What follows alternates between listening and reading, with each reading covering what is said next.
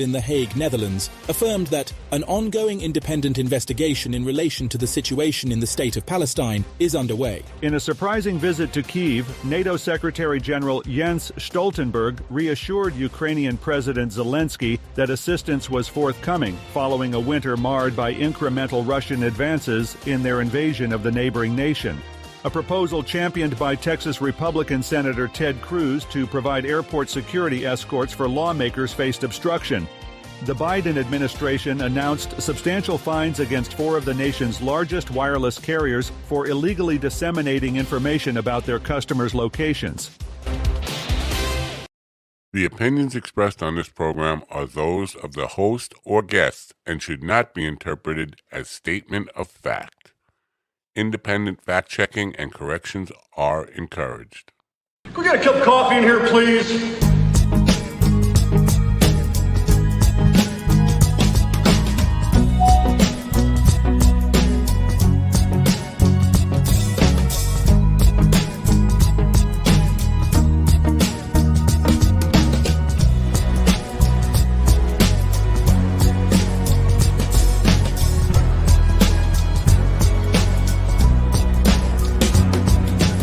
Damn good coffee and hot.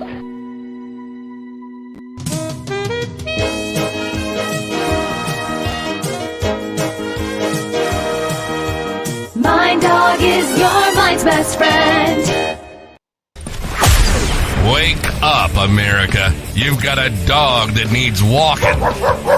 That's right, sunshine. Just put on a big pot of strong coffee and get ready to type your little hate mail with your opinions about kumbaya and flat earth insanity. Stand-up comedy? You want stand-up comedy? Well, we've got sit-down comedy. It's time for Coffee with the Dog. You make me laugh.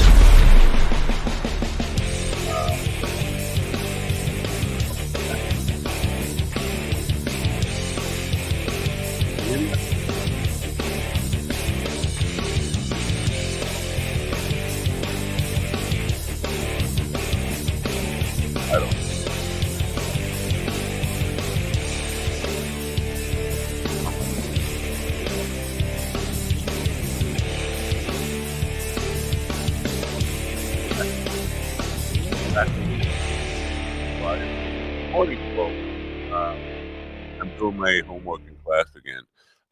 It is Wednesday, May 1st, start of a new month, 5th month of the year. And if you made a new resolution about, what you're going to do this year, how's it going? You got 5 months in, almost halfway through. Well, not almost halfway through. To start a third of the way through. That's where you are. You're a third of the way through. If I'm being more accurate. And how's your little resolution going there? Are you living up to it, or are you failing? That is the question. Not my question, because I don't really have any goals. See, yeah, it was Loopback that was messing with me again, volume-wise. Now I think we're a little better. I don't know. I screwed up my system, and everything is messed up. Anyway, it is May 1st, 2024, Wednesday, May 1st, 2024, Hump Day. We do have stand-up comedy in hour 2, even though he will probably be sitting down. Ralph Anthony, a New York comic who is, I think that's a millennial. If you're about 40 now, I think he's about 40, maybe 41. I think that still applies to millennial. And a lot of his humor, a lot of his jokes are very relatable if you are 40 years old. But I noticed something in watching his stand-up is that, people like me, some of the stuff doesn't apply. Technology has changed people's perception of the world, and I don't want to get too much into his comedy there, but some of the references he makes, people like me just haven't experienced that, because when I was around, when I was a young person, we didn't have videos. There was no video, no home video. I'm talking about mostly pornography. We had our old man's dirty beyond Playboy and Penthouse porn books if you found it. But here's the thing. You didn't have to worry about the videotape and rewinding it back to the same spot where you found it and all that kind of stuff if you found dad's porn. You just steal a magazine and then blame it on your brother. Just play dumb. I don't know. It's a magazine. I don't know. I've never seen it. So there's that. Anyway, a lot of the references are just old and gone and don't make any sense. If you're gonna make threats, you have to be prepared to follow through with them. Otherwise, you look weak. You smell weak. You smell that? It's weakness. That Judge Merchant, whatever his name is, Merchant, whatever I hate pronouncing people's names. Anyway, he fined Donald Trump $9,000. $9,000. Like, that's what he spends on McDonald's every time he goes there. But he threatened him with jail. And you know he's not going to follow through on that. So what does that do? It makes him look like a weak, pathetic threatener. You can't do it. Don't do it. Don't make threats you can't follow through on. And then your voice, you turn into Jordan Peterson. So that's what's in the news. Also, these college kids. Now, it's a very weird time. I don't know what's with the voice today. Maybe I didn't get enough sleep. The protesters, they want food and water delivered to them. Like, you kids, if you're gonna protest, you got to be self-sufficient. You got to go out there and lay it all on the line. Bring your own food. Call your friends. They want the university to supply them with food and water while they sit there and be disruptive. The whole point of being disruptive is to prove that you don't need them. And, these kids. Now, while I don't agree with that, I do think that protesting is a protected right in the United States of America, and still is. And people should not be arrested for protesting. Again, I don't understand why they're protesting on college campuses. I never did. In the 60s when it happened, I didn't. In the 70s, all the stuff. I think the police, I think they get boner when kids protesting. We get to beat somebody up. We get to pepper spray people. Yeah, let's go. It sounds like fun. I get to wear body armor and helmets and go punch kids in the face. Who's not down for that? I'm down for that. Yeah, just suit me up and let me go punch some kids in the face. Give me some pepper spray. Let me pepper spray these little bastards. I get it. I don't get it. But part of the fallout from this now, you're getting a lot of dipshits. I want to call them dipshits. Can I call them dipshits? Yes, I can call them dipshits.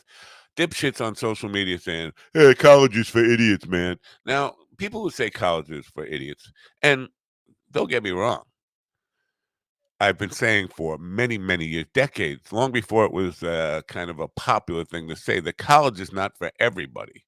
I think too many people go to college just because they're avoiding work or avoiding the draft when it started back in the day, avoiding work and haven't found themselves and just don't know what they want to do. They don't want to find themselves while they're doing a minimum wage job. They want to find themselves while they're having keg parties in the dorm.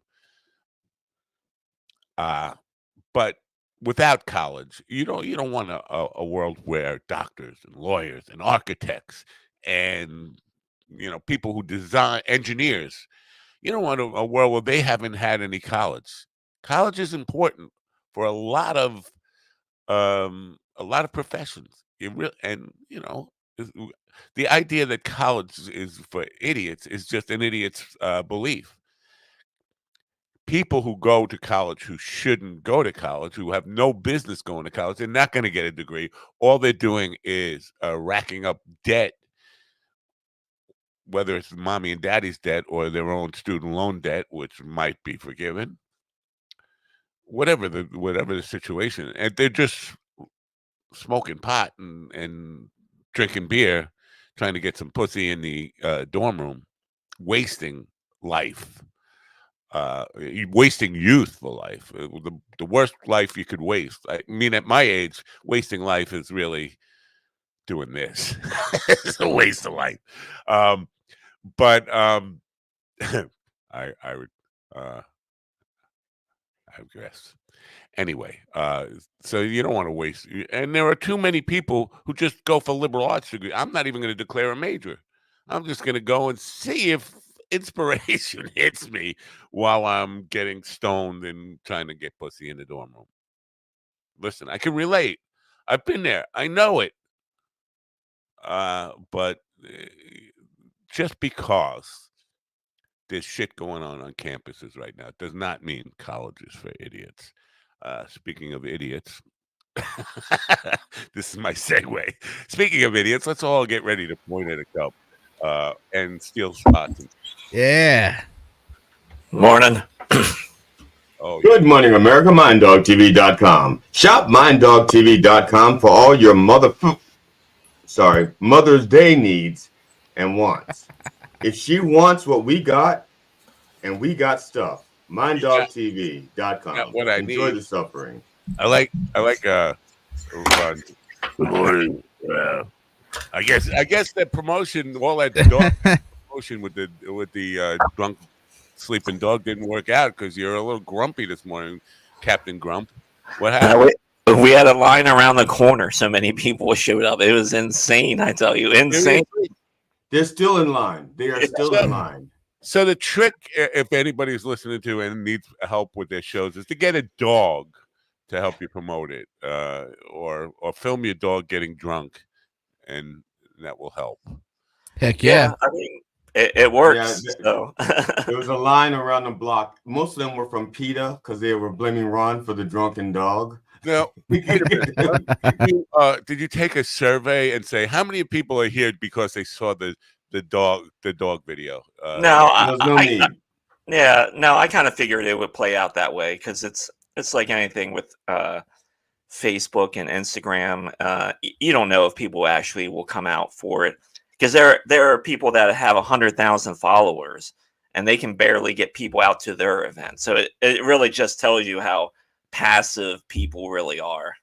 Ron, if you keep up with this line of politically walking the line on this whole thing, I'm going to throw you in jail. Well, hey, it's the truth, man. That's the way I see it.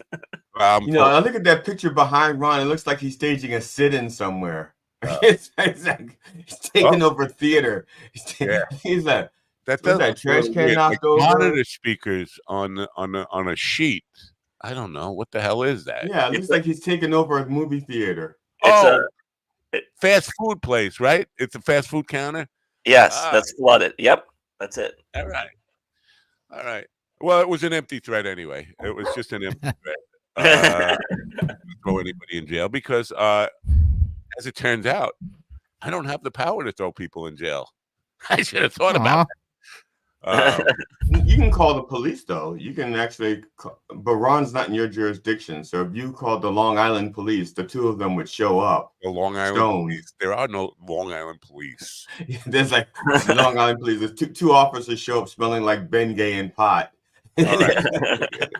So, when I was separated from my wife, there were a couple of homeless people who we rented a room to here, and they ended up stealing from my wife, and then they threatened her on social media. So I came over, and I basically took the guy by the neck and told him, "Forget the courts. You're evicted officially now, or you're going to get beaten to death right here and now." And they left. Absolutely. Good. They left. And then about a week later, they came back, and the cops, the Long Island police, Suffolk County Police Department, showed up. And the guy said, she's here to get her stuff. She doesn't have any stuff. You let her in. I'm like, oh, you know what's going on here? And the guy came in, and he was like being very aggressive with me over her rights as not only a squatter, kind of, but a person who stole from my wife. She's got rights, and the guy came in and so he forced me to let her in so she could walk around the room and say, I got, and came out with nothing because she didn't have anything. And then they left. But this cop was totally against me and on the side of the people who had, stolen from my wife and all that stuff. So that's the Long Island police for you. Point I'm making, I've had going to take me away. Yeah, I've had a similar run-in with the cops. They're yeah. Yeah. It's funny if you think about it. The Long Island police shortened is called LIPS. Ooh, there might be a connection there. There are no police. I think Stephen would not have issues with the police if he weren't wheelchairing under the influence. You know what? That first of all, you're not wrong. Second of all, believe it or not, in Alabama, that's almost happened. So wow. I did. I was coming home from a high school party, and I was pretty blasted. And I had not a hover around, not like a grandma scooter, but like one of the, and I was going home, and apparently I was like half in the road and I didn't realize it. And the cop pulled me over, and he's like, "You can't be on the road like that." And he smelled the alcohol, and it was a bad day. Now let's be honest. He came up to the car and he's like, "What that mouth do?" And you're like, "I'm right here." Shut up, Rod. Those files are hidden. Cross the line? I don't think so, no. My father-in-law, a motorized wheelchair, and 2 weeks later he was on the news. He was on the Long Island Expressway with it. Dude, there's something about being in a wheelchair that makes roads look really enticing. You don't even understand. I have videos of me holding on to my wife's car, driving me home when we broke down once. Like there's something about it. You just got to do it, man. You just got to. I don't know. It's pretty intimidating when. Well, listen, I identify as Chevy sometimes, and when I do that, the road is legal for me. Okay. You guys all went to college. Yes, you're all college graduates. Graduate? No, I'm not. No, I didn't graduate either, but I did go for a couple of years. Yeah. All right. You went for a couple of. Now, did you declare a major when you started, or were you just? Yes. I reluctantly declared a major. I was going for a degree in journalism with a minor in psychology. Wow, that's what that was my original declaration too. I changed it several times. I changed mine twice before I left. Yeah. Yeah. Go ahead, Ron. I have an associate's degree in business management with a minor in HR. Fucking show off. Congratulations for completing the 2-year degree. Seriously though. Have you ever? I mean, the business management, somewhat. All right, you manage your own personal business a little bit. Yeah. The comedy business I'm talking about, but the HR stuff, you've never used that ever, unless you hire and find it yourself. He uses it in his comedy. He said, "If this joke is offensive to HR, I'm keeping it." Well, now that we've discovered this, we have to put Ron in charge of our HR department for the show, and he can don't do that. Don't do that. He'd be in worse trouble. I've seen Ron's HR policies in action. You do not want him. No, we want to have meetings where he plays a slideshow about how we're supposed to treat each other in the workplace and all that kind of stuff. Ron, can I? Oh, so sore. Can I go ahead and submit it? Can I submit a complaint about the email that we got this morning? Yeah. Complaint. Yeah. So I opened my email and I was met with putting, and that was how I woke up this morning. Hey everybody, we're all gonna get laid. Hey! Oh, I got excited. Sorry. Wow. Is that from our HR department? Yeah. Shit. Interesting. I did not know. I hate it here. The CEO was out golfing that day. So there you go. But no, so this whole thing with the college is for idiots. I think and once one person says it seems like everybody wants to make it seem like, oh, this is my original idea today. Yeah, and like I see 1,000 tweets copying the first guy. Charlie Kirk was the first one I saw to say. It came out and say, and this is a guy who went for one semester and dropped out and really hasn't. But he got rich anyway. So I don't think college is for idiots, but I don't think college is for everyone. I agree. I said that when I was 17 in high school, and they called me a communist. They called me a communist for a lot of reasons. Main reason was they didn't know what a communist was. About communism and you and communism, but that doesn't mean you're wrong about the college stuff. Listen, if you're gonna end up being a construction worker or a plumber or whatever, very viable trades, you don't need college. If you're going to be an auto mechanic, you don't necessarily need. But if you're going to be an engineer, a doctor, an architect, a philosopher, not like there's a whole. I've never seen a help wanted philosopher. We had one kid to get back at a teacher, on his own. Took the car apart, enough of it apart so he could get it inside the building and put it back together. So he didn't need college. He just needed direction. Right. Now, did you take student loans when you went to school? I had scholarships and grants. I also had grants and scholarships as well, but I had about half of it was student loans. Yeah. Now, how long did it take you to pay them back? 5 years. Couple of years. Took me 5 years to pay it back. I'm paying off my student loans at 46, and I graduated at 20. So there you go. At 26 years. I landed a job that I was able to put a lot of money into my student loans for the first like 3 or 4 years and was able to pay it off quick. I got lucky.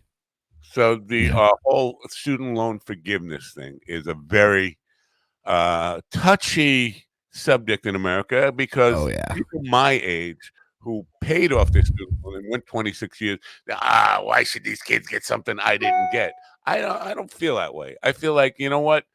If it's good for, first of all, I think we need to address how colleges just make money, and all these colleges are just profitable institutions and just bleeding kids dry. But we have to address two things. Is first, have to make college more affordable, and sometimes free in some cases, and student community colleges and stuff like that. There's nothing wrong with a community college education.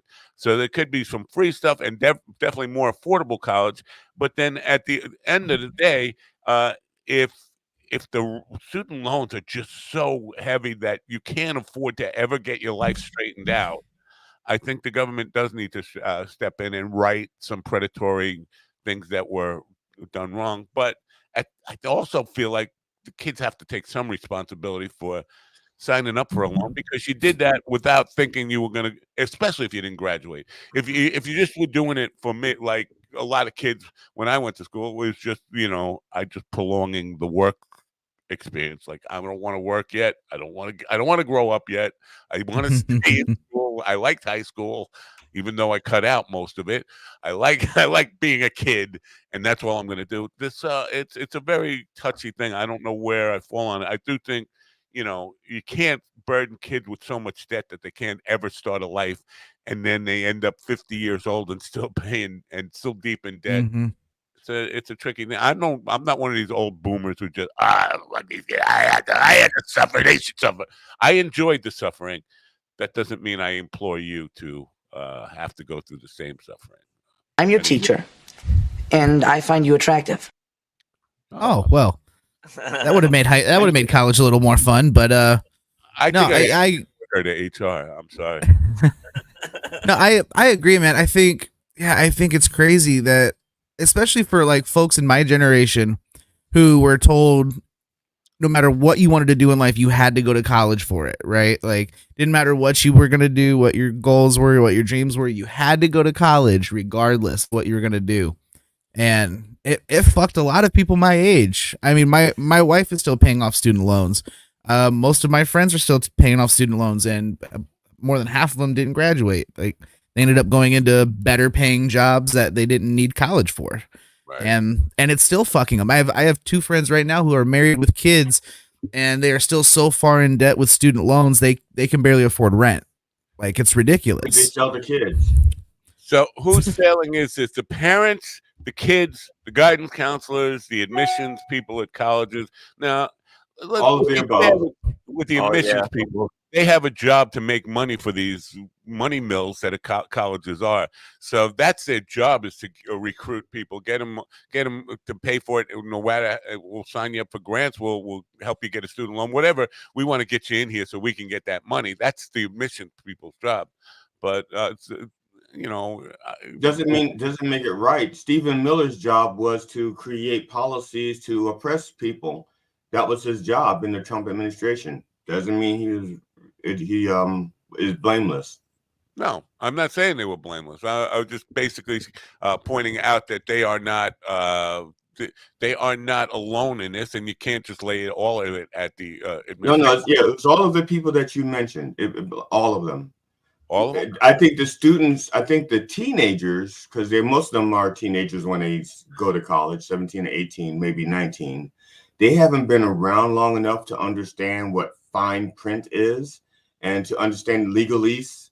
And they may not understand what the word takes forever to pay off means, because that's not exactly how they write it. It's more like, in legalese. So they are the least to blame, but they still bear some responsibilities. Let me because at 18, I should have been smarter than I was. When I was 18, it was legal to drink, and it was definitely legal to send your ass across the ocean to kill people. Or you have all these responsibilities. You could own a gun, you could do all this stuff, but so I think you should be expected to be able to read the fine print. But to read it, yeah. That's what I'm saying. To read it, yes, but maybe not comprehend the long-term consequences of all the legalese stuff in there. Because some things they word they don't word it for the common man to understand. They use like triple and quadruple negatives. So that by the time you're done, you think you've just bought a car, but you've just bought college for life, even if you don't use it. And it's almost the same too, like when you buy a house, because when you're looking for a house, they tell you can afford $3,000 a month as long as you don't want to eat or pay any utilities or anything like that. And that's how. Which is that's why most houses are carpeted, because they know you're going to be eating the rug for food by the time. Fiber. Yeah, but that's always the pitch. Like you can afford this, you can afford this, and once you tell somebody that, then they kind of think in their head like, I'll figure some way out of it. Yeah, true. But I think sometimes the guidance counselors have to. And listen, if they would have said to me, "You're not really cut out for college," I probably would have took that as an insult and say, "Fuck you! Who are you telling?" Guidance counselors can't be fully to blame either. But I think they should identify people who say, "You know what? Save your money. Go to vocational school. Go learn a craft or something." Or 100%. Or you know what? You look like you should be a rock star. I'm a huge advocate for vocational schools and trade schools. Like that's such a viable option for so many people, because a lot of these kids end up in factories anyway, or they end up trying to do construction or something just because it's physical labor and it doesn't take a whole lot to do. Like if they could get a little education behind them, go a long way, and as long as they're not in debt afterwards, it all depends. Like I went to a vocational school and I have like a certificate in auto mechanics. And you know what I learned during that time? I hate working on cars, and that's what I learned. I know when I was in high school, one of the things I pushed for as a policy was that we should take 2 years off from high school and take 2 years doing some kind of community service or public service, and then have that count toward your college. So count towards your college payment, so to speak. So you're working off the college before you get there through community service and public service. GD will remember. You guys don't remember. Probably never saw this. When I was a kid, or even into my teenage years, there was a television commercial that ran during daytime mostly. Abe Lincoln going to apply for a college. Yeah. Credit. CLEP, they called it, college level equivalency program or something like that. And it was just funny. This guy, like the old HR guy, old school HR guy doing the hiring. He's eating a sandwich that food's falling out on his. He goes, "You ain't going nowhere without that diploma, kid." Talking to Abe Lincoln. But I don't even know if they have that anymore. College level equivalency type college credits for life experience. I know you can get. I know universities like University of Phoenix and stuff like that. If you're like in the military or if you've been working at a job for like 30 years, they'll give you like a half a credit toward your education. In high school, if you're in advanced classes and you're ahead of the curve, you're at least where I went to school, you were able to start earning college credits in high school. Yeah, my son did that. Yeah, I was able to. By the time I started college, I think I had like 4 or 5 credits already. By the time I started, changed her profile picture on YouTube. I think I don't remember seeing that one. And she has. I have a culinary arts degree from a local vocational school. I learned to eat rather than cook. It keeps me going. I wouldn't trade that time for anything. Oh yeah, no, you have to eat. Now that is true. When you have a degree in culinary, do you have to culinary a couple times a week then? Or can you just send a text message? Yeah. Well, she basically spent most of her time flicking beans. Yeah, so, I mean, how much time are you spending culinary every week? Well, flicking beans is culinary. It's something. It's something with a C. I love cookies. Cunnilingus. That's a callback. Cunnilingus. Cunnilingus. Cunnilingus school. Cunnilingus school. She got a degree. That's not exactly bean flicking. Oh well, it's like it is flicking with the tongue instead of the finger. Yeah, have we crossed the line? I thought you did it with your teeth. Man, I gotta figure that out. Oh no, GD, you don't ever use your teeth, man. At least not on no. Why did I get these things fixed? I could have just left them jagged if they weren't going to be, I mean, you got to ask her. She just can't bite down. Yeah, you gotta test the grounds a little bit. You gotta, man. Oh, I spent $10,000 to get these things fixed. Every day isn't like this. This is how you pop Dolly. This is how you pop Dolly. Yeah. I'm cool, man. To any potential movie stars, television stars, or husbands or wives of potential movie stars and television stars. We don't start every program like this. Every day isn't like this. We're for some reason we just got off to a bad start today. We generally very civilized and educated and upper. I don't know. Highbrow, very highbrow. Highbrow is the kind of Thank you. And make sure you shave your highbrow too and keep it trimmed. like ACDC says, and they have a stop dead point right there. Like ACDC says in that great song of theirs, we are upper high society. Evil says this is a shit show as usual, and he would know. He helps make it a shit show every single day. Not that it's not his fault. He's just a witness and refuses to testify. A reluctant witness. Yeah. What do you think about a $9,000 fine for a guy who spent that much at Burger King or McDonald's? Now, they were interviewing one of the police officers who was part of the getting Columbia University, getting Hamilton building back under control, evacuating it. And he was talking. He goes, "We use distractive devices." And so the news reporter says, "You mean flash bombs?" And the police officer went, "Distractive devices." They don't call them flash bombs anymore. I think they're getting away from the language.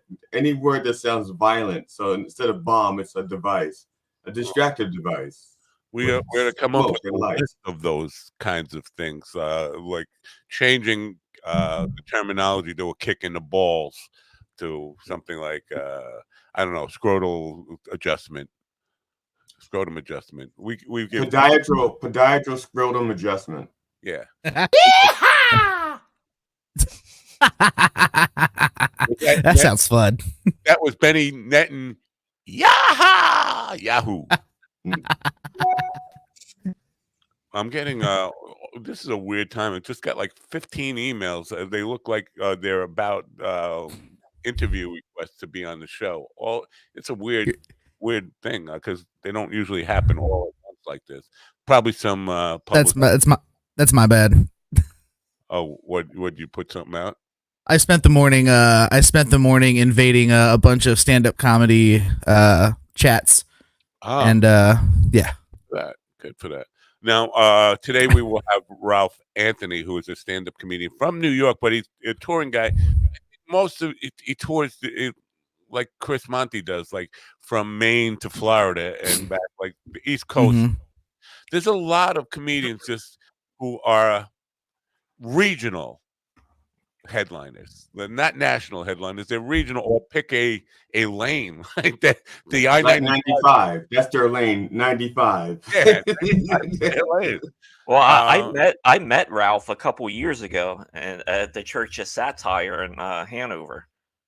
Oh, yeah, we got to test him on whether he remembers you.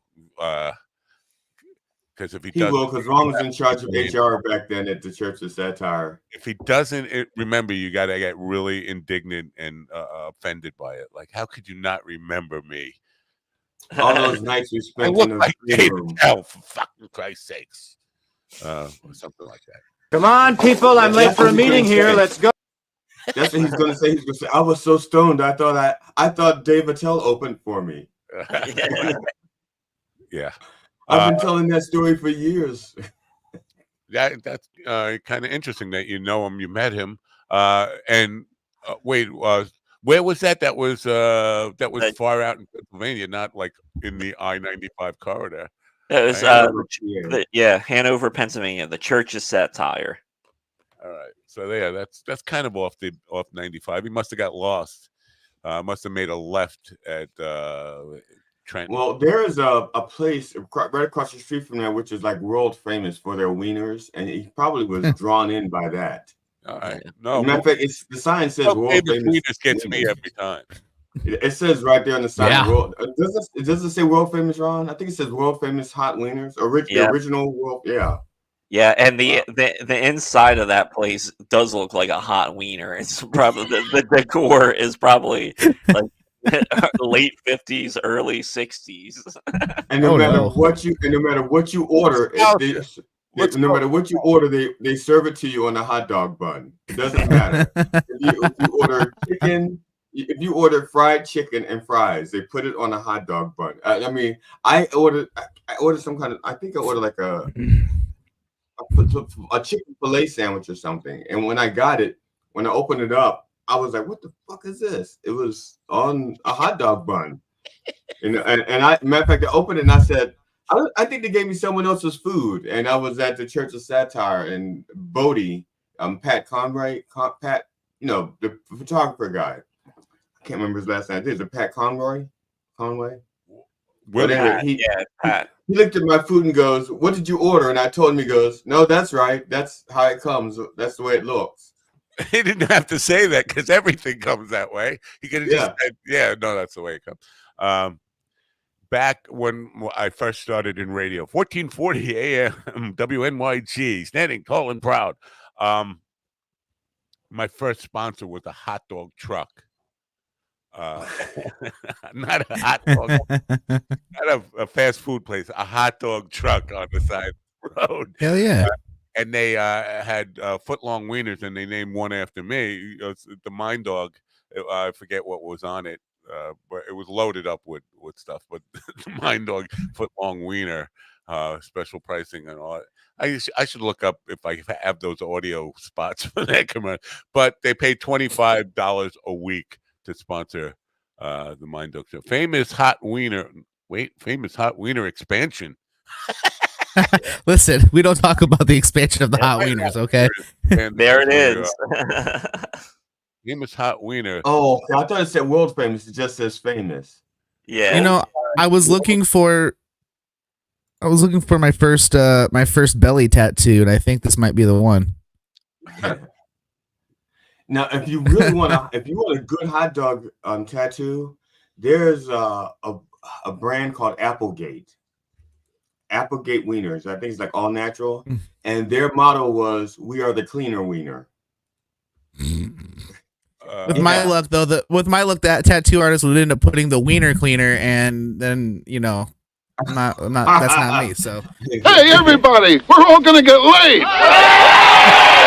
No, that sounds no. Like Ron did that one himself, right? That was you. Yeah. It sounded almost like Ron's RFK thing. A little bit. Hey, that was his bootleg Rodney Dangerfield. All right. Where was I going? I forget what the Hey, Ron, I think I got one of your mustache hairs in my mouth from last night. Oh, hey, you're welcome. Hey, I got a question for Ian. If this is a shit show, does that mean he's digging through for corn? Oh, but So, Stephen, you referenced the email with the golf putting on it. What did you like the putter? What did you think? Ron saw it last night. What? I didn't see this. What? Oh, I sent it to the Gmail because I wanted to share it from the G drive, and it's easier to share Gmail. I'm looking it up now. Now you got me curious. Is it something we want to share, or is it bad? You can air it. It's just that the angle. I didn't flip it right, so it's on the side. It's on its side.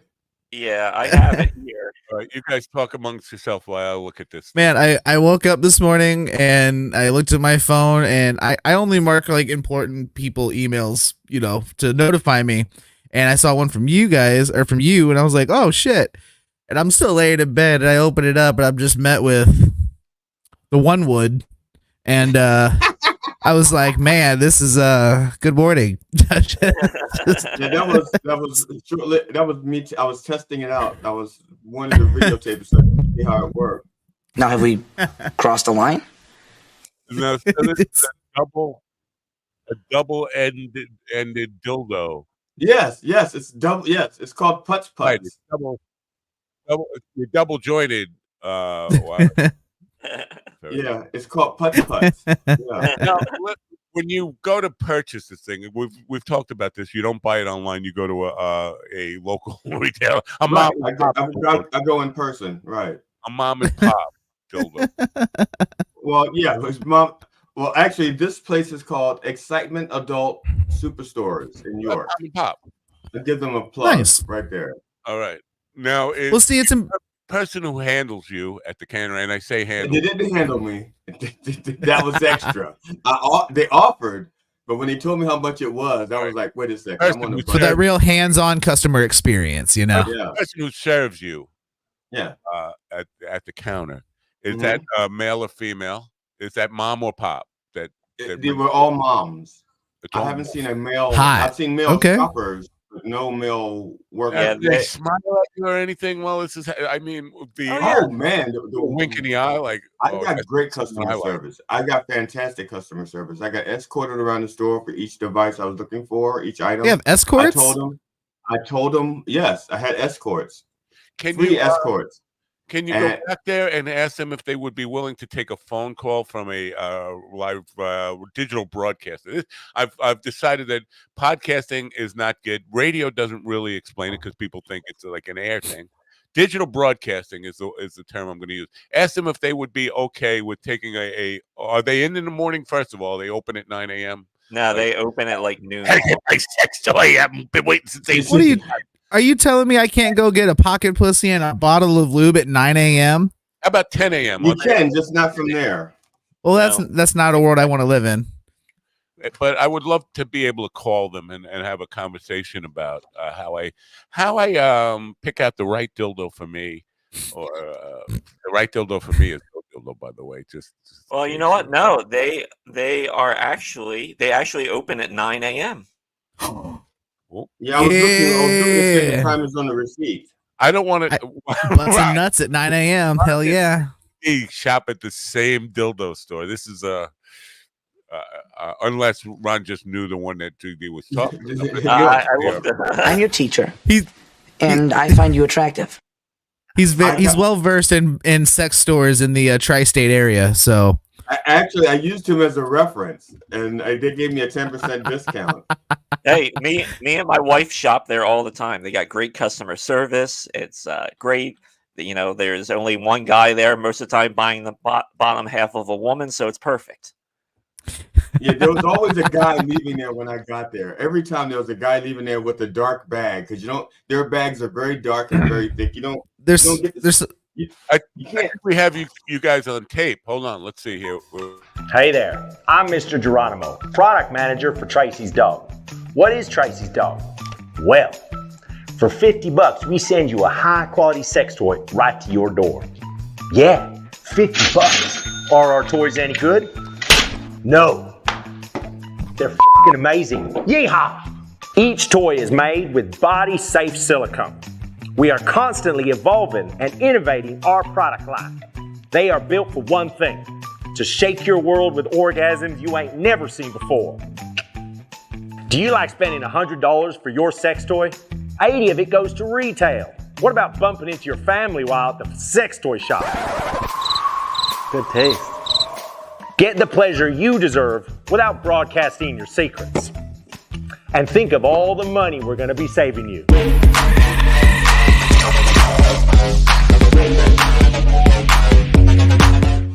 Save a lot more money. Oh man, nothing's ever made me want to go get a dildo before in my life like that commercial, man. I swear to God. This was called Lust and Thrust. Oh man, that's that suction cup you put on like a doorknob or something. Where? Yeah, or ping pong. Doorknob. Doorknob. Just tell your wife, slam the door, honey. You know they have those exercise things that you put on a doorknob. You know, so you just stand ass to it, just pull the things and just pull it right into you. I apologize. Now I got these. These are like little bells.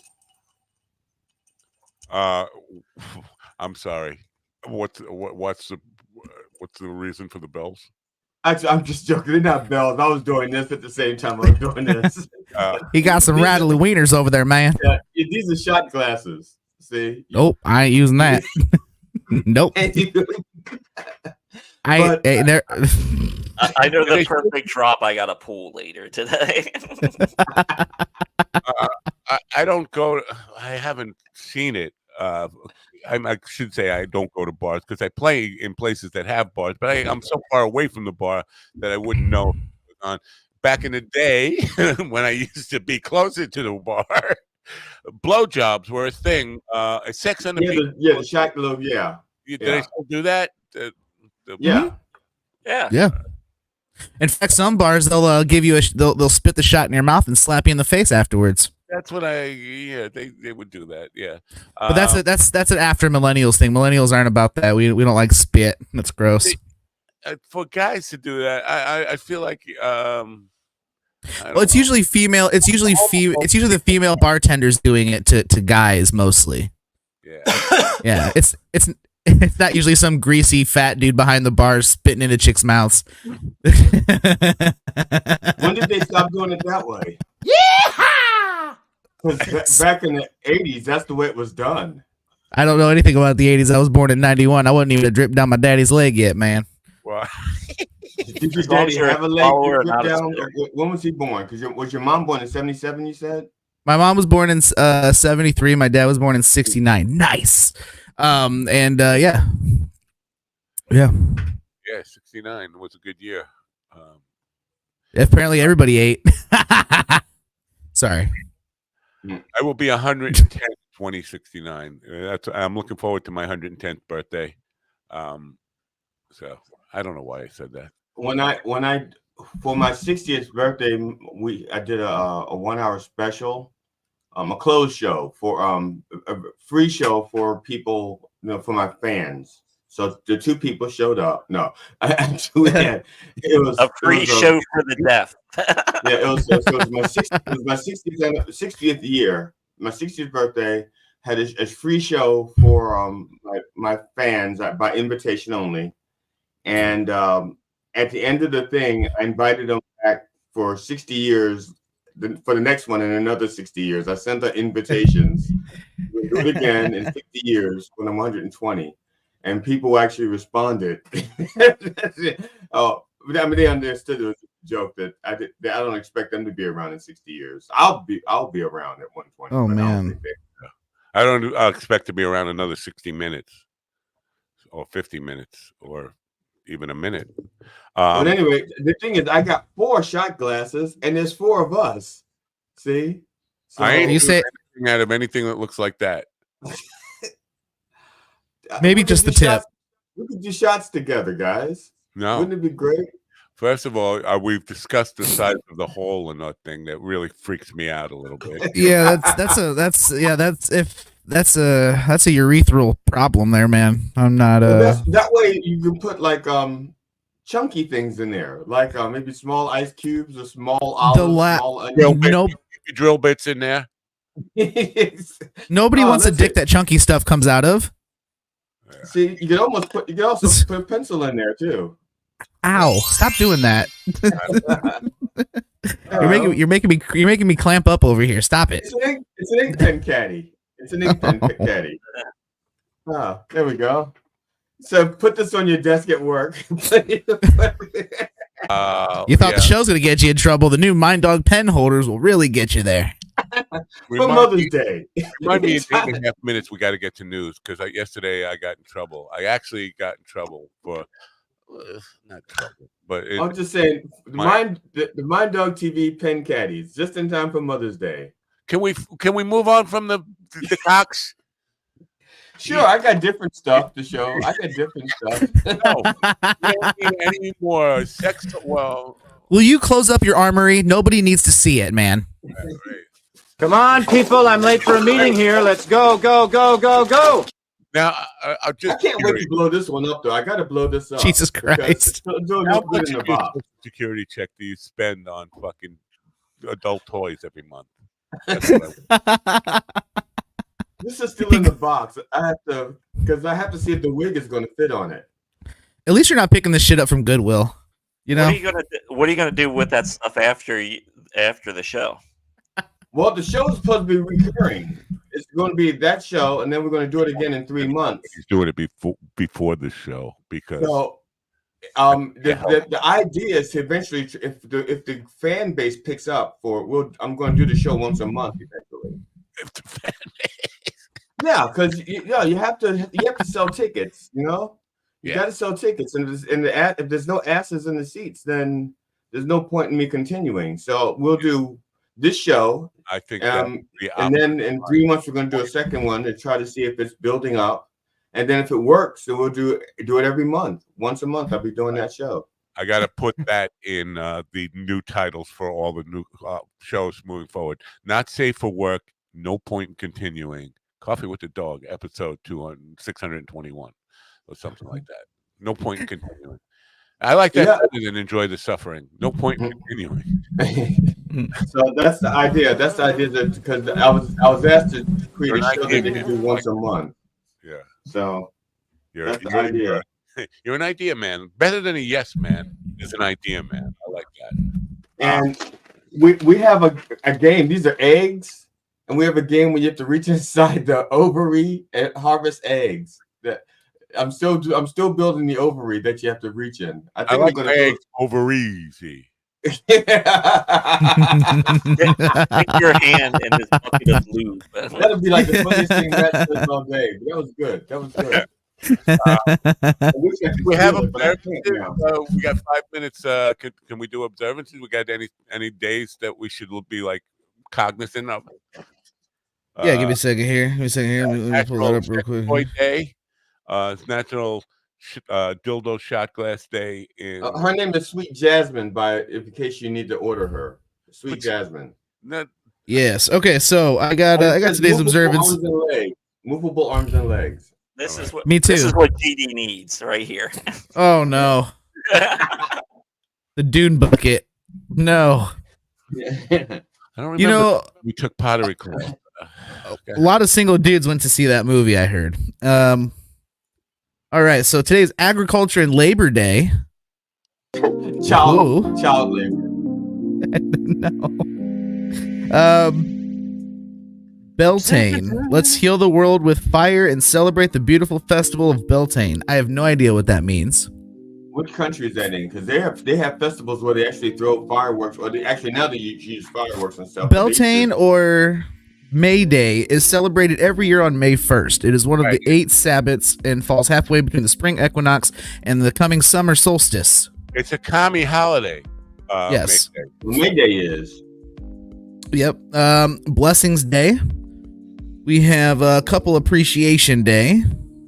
Well, Blessings Day, we're going to change to May 16th. We're going to make that. We're going to make that the Reverend's holiday. Global Love Day. Love you guys. This one's cool. Great American Grump Out. Let's have a grumpy mood day off day. So they have a holiday for you. Ron's good morning. Yeah, I was gonna say that's how we started the day off. And then International Labradoodle Day. Why did they get a day and all the other dogs don't? There's 365 days, and there's like 365 breeds. Each dog could get their own day. Okay. Keep kids. It's Keep Kids Alive Day. What was that? Wasn't that every day? Is this the one day you got to do it? Keep Kids Alive Drive 25 Day. It's a race driver. Are they celebrating it in Gaza as well, in Ukraine? Guy who killed the right kids wants to know if every day is Keep the Kids Alive Day. No, today in particular is to make sure you don't kill kids with cars day, is what that is. So right, to bomb them, shoot them, give them fentanyl. That's okay. That's all acceptable. Just no running them over with cars. No vehicular manslaughter on this day for children. That is key. Parents, your hands, balls in your court. Yeah. Yep. Nat coming up with all these. Who? I don't know. National Black Barbershop Appreciation Day. I think it was LL Cool J's really. No, who's the black guy that ran that one? Was that not Ice Cube? Cool J? Ice Cube. Yep. I'm sure he petitioned for that day. Yes, sir. Looking for money any way he can for that movie. Just actually, rumor is he's suing for it. Reference here for the audience. Just keep in mind the black guy has to ask the Klan guy about the black guy. Okay. I'm not the Klan guy. You can't call me that. That's horrible. You volunteered. Hey, everybody! Welcome to the Klan Guy in the morning. It's the segment 1 where we talk about how to make your white fried chicken. Welcome Klan to the Guy Klan in the morning. Day. Klan Welcome boy. to the Klan Day. Whitey in the hood. That's what we call him. Whitey in the hood. No, we call it the Klan Cookout because GD's still invited. Yeah, it's a Klan Cookout. Okay. National Infertility Survival Day. And then the last one here is National Rotate Your Beer Day. Explain that infidelity. Explain that last one. You said Infertility Survival Day. National Infertility Survival Day. Now, have we crossed the line? People being killed I don't by think so, no. infertility. This is for everybody. If you can't make babies, this is your day. That's why it's Survival Day, because so many people just I can't have kids and drop dead. She's signing up for Farm Labor Day. She's signing up she's Dad, I'm ready to do the farm work. All right. Time now for to bring in our good friend, our best buddy, Alan Edwards, to do the newscast for people who are at WRIV in Riverhead, New York, who are listening to this program instead of actually your boring morning guy that you're looking to replace. I did not just say that, by the way. We are going to do the news with Alan Edwards. Here it is now. The Biden administration announced substantial fines against 4 of the nation's largest wireless carriers for illegally disseminating information about their customers' locations. The fines, totaling nearly $200 million, were levied against AT&T, Sprint, T-Mobile, and Verizon, after an investigation revealed they had sold access to their customers' location information to third-party aggregators and location-based service providers, the Federal Communications Commission stated in a statement. Jessica Oakley reporting. A proposal championed by Texas Republican Senator Ted Cruz to provide airport security escorts for lawmakers faced obstruction. The provision, part of the Federal Aviation Administration reauthorization, would have facilitated special security escorts at airports for legislators and judges facing credible threats. However, the plan encountered objections from House Homeland Security Ranking Member Representative Benny Thompson, resulting in its failure, according to The Hill. Jim Kender reporting. In a surprising visit to Kyiv, NATO Secretary General Jens Stoltenberg reassured Ukrainian President Zelensky that assistance was forthcoming following a winter marred by incremental Russian advances in their invasion of the neighboring nation. Acknowledging delays by the United States and other allies in providing additional aid to Ukraine, Stoltenberg commended the country's valiant defense in limiting Moscow's successes and expressed confidence in their prospects for turning the tide. Joseph Eckerson reporting. An Israeli authority figure conveyed that the government is actively working to avert potential arrest warrants from the International Criminal Court targeting Prime Minister Benjamin Netanyahu and other high-ranking officials. The ICC, headquartered in The Hague, Netherlands, affirmed that an ongoing independent investigation in relation to the situation in the state of Palestine is underway, but the ICC would have no further comment to make at this stage. Reports suggest Israel is now pursuing diplomatic avenues in an effort to prevent the issuance of such warrants. Benjamin Wright reporting. This is the latest news headlines. In 2022, video footage of a great-grandmother thwarting a robbery outside her California home went viral. Now she's running for city council. Faye Taylor could be seen charging out of her home and throwing a cane at a man who was allegedly trying to steal an elderly woman's purse. Now, 77-year-old Taylor, who works as a longshoreman at the Port of Oakland, says she's running for Oakland City Council, District 3, after witnessing what she says is an uptick in crime in her community. Paul Gomez reports. It's been nearly 1 month since California raised the minimum wage at certain restaurants, shedding light on a course correction that many view as long overdue. The newly elevated compensation benchmark marks a pivotal juncture for restaurants to remain competitive in an already challenging post-pandemic landscape. The industry, renowned for its thin margins, is once again being pushed to make monetary and operational adjustments to stay afloat, all without compromising consumer expectations. Kyle Norris reporting. The Supreme Court rejected an appeal from Elon Musk, challenging a settlement with securities regulators that requires him to obtain prior approval for certain social media posts related to Tesla, the electric vehicle company he leads. The justices did not provide commentary in upholding lower court rulings against Musk, who argued that the requirement amounts to prior restraint on his speech in violation of the First Amendment. That was a violation of First Amendment right there. I think there's enough there. Thank you, Alan. You would think that people with his kind of money will have attorneys that are smart enough to understand how the First Amendment works. Well, the Securities Exchange Commission, First Amendment is about free speech. It's not about working insider trading stuff and kind of using social media to put out false information to make your stock go up. I mean, you think his attorneys would be smart enough to say, look, Elon, I know you got a lot of money and I could use some money, but this is really a shit case. Why don't you pay me to do something that I could actually put my, get behind? No. See, the thing is, lawyers just charge, and this is probably a part of the problem too. They bill hourly, and they don't care what they're billing out. The partners in the firm just say, how many hours did you bill last month? At a boy, and that's all they care about is billable hours. How many billable hours did you? So oh shit, Ron got raptured. Oh, he's back. Never mind. Sorry. Go on. I got scared. I defend Jeffrey Epstein for billable hours. I mean, I'll defend the other Jeffrey. Dahmer and Epstein back again. The Jeffrey and Jeffrey tour. Just to know how bad lawyers are. Okay.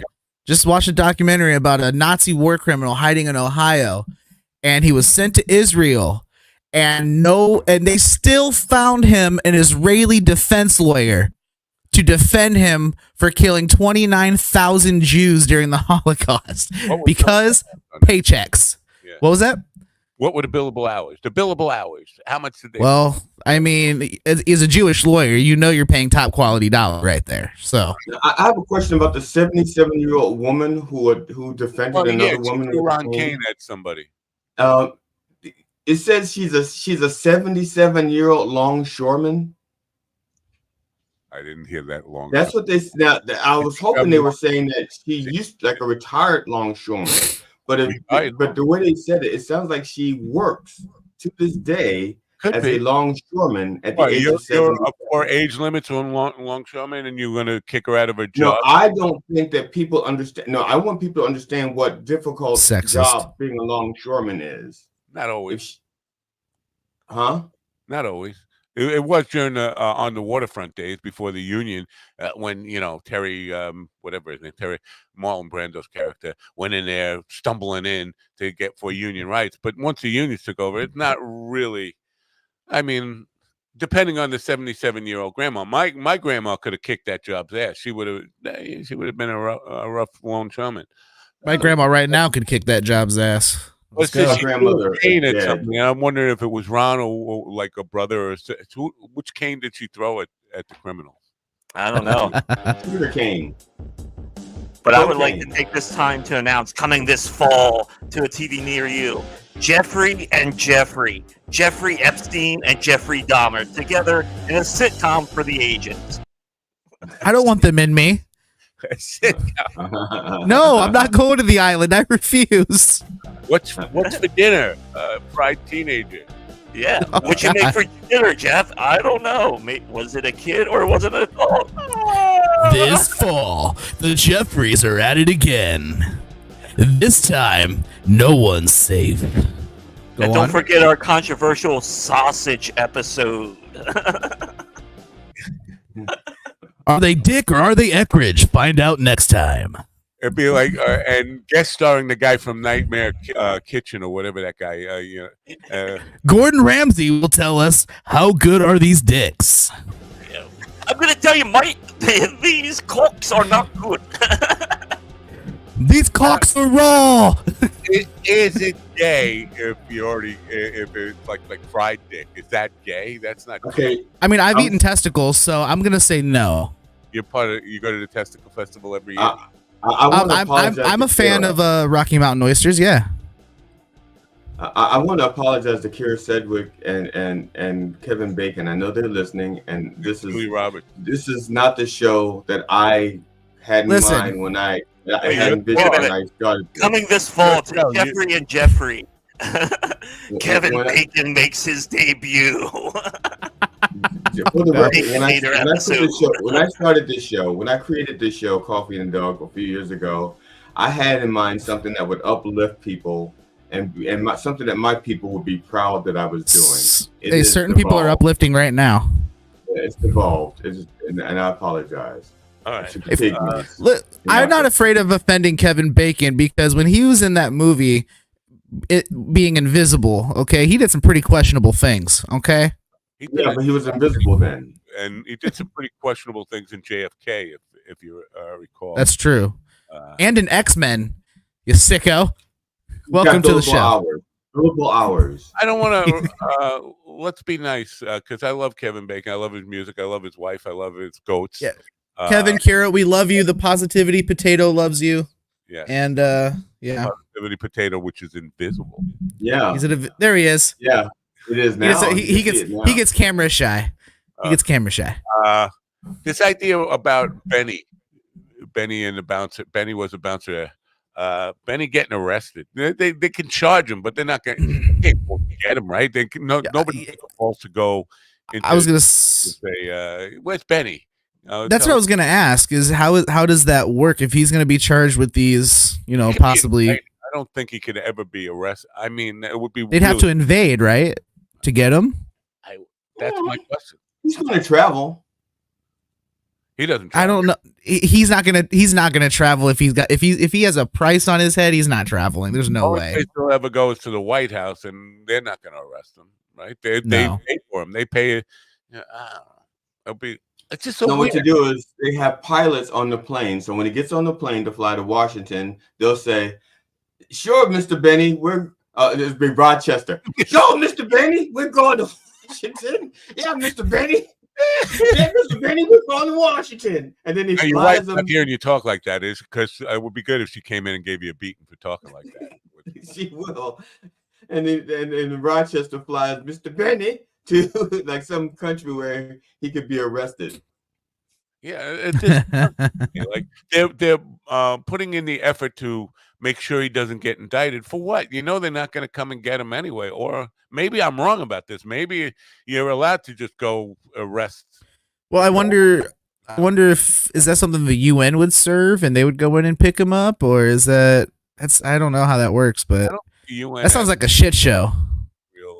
I'd say some of his own people could do it. Some of his own people could just take him into custody and go like for the right price.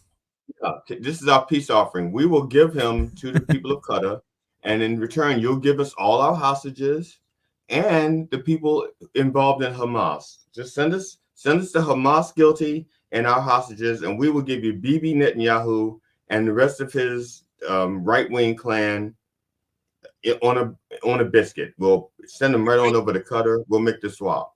Biscuit? Why didn't you say so? It's a biscuit. I'm there. Yeah, you had me a biscuit, buddy. Bagel. I guess a bagel because they a bagel in Israel. Yeah, South Shore bagels, preferably. South Shore bagels are better than the North Shore bagels. Location services. The wireless companies selling your location services to marketers. First of all, they're pulling the George Costanza. Like, was that wrong? Should we not have done that? Was that? But at the end of the day, I don't care. I don't. Do you guys care if your wireless company is telling? Yes, yeah. I don't want them selling my data if I don't get any kind of benefit from it. You want with Facebook, they sell your data. Before you go further, sometimes you do get a benefit from that when they sell it to, like, you're looking for a company that is in your area. You Google it, and Google is taking that information, your location stuff, and finding you the nearest. That's not what I mean. Is like, for example, Google sells my information, but they're giving me, free email, so to speak. So that's the service. They also Facebook, if you want to share. Facebook sells my information, but in return, I get to use their platform to socialize. If someone is selling my data as to where I'm going, then they should be like giving me coupons for gas so I can get to where I'm going, that they're selling the data about where I'm going or something. But don't just steal my data and piss down my leg and tell me it's raining. Don't do that. Piss in your ear and tell you it's raining, right? No, piss down my leg. Everyone has our data now at this point, though, from the Facebook leaks, the Cambridge leaks, like the whole thing with China having our data. Yeah, they already have it. Yes, that's what I'm saying. I know they got it, but don't keep piling on. Don't keep piling on. No, stop it. Well, we gotta stop. We gotta stop giving it away first. Get off my data, as the old man would say. Get off my data. Yeah, no. That is what the old man is saying. But the question I have is, they knew it was wrong. So you think a bunch of executives got in a room and said, "Yeah, this is illegal, but I mean, what's the risk? We want to." They got lawyers with billable hours to tell them it was okay. I mean, that's probably what happened. I worked at Sprint for 12 years, man. I'll tell you what, the stuff that they sent down for the store level people to do in dealing with people, especially the service and repair people, that doesn't surprise me at all. Well, it's a risk reward type of thing. Like, how much will we get for selling this data, and what would the potential fines be?